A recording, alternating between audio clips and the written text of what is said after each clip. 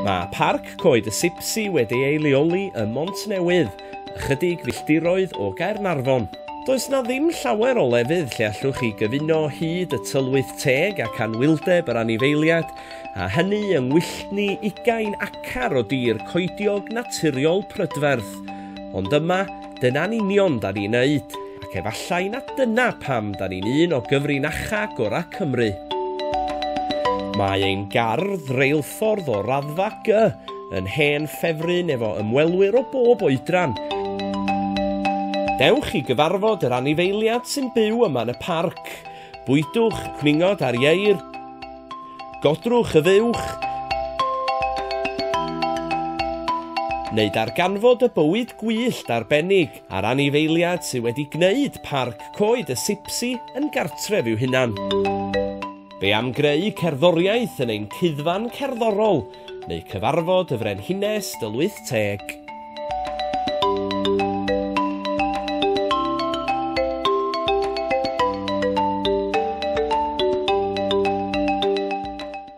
Pawb ymlaen am daith ar ein rheilffordd arbennig, a thaith ar dren wwdi o amgylch y parc am bron i 3/4 cilomedr. Mae un taith yn cael ei gynnwys i bob ymwelydd yn y pris mynediad.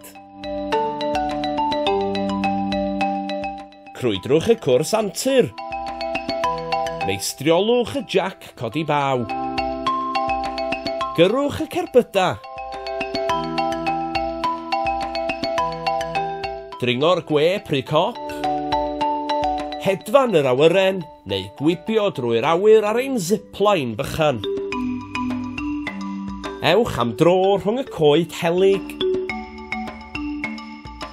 neu'r glypdir. Ymlacio yng nghaffi y parc, neu ffeindio anreg.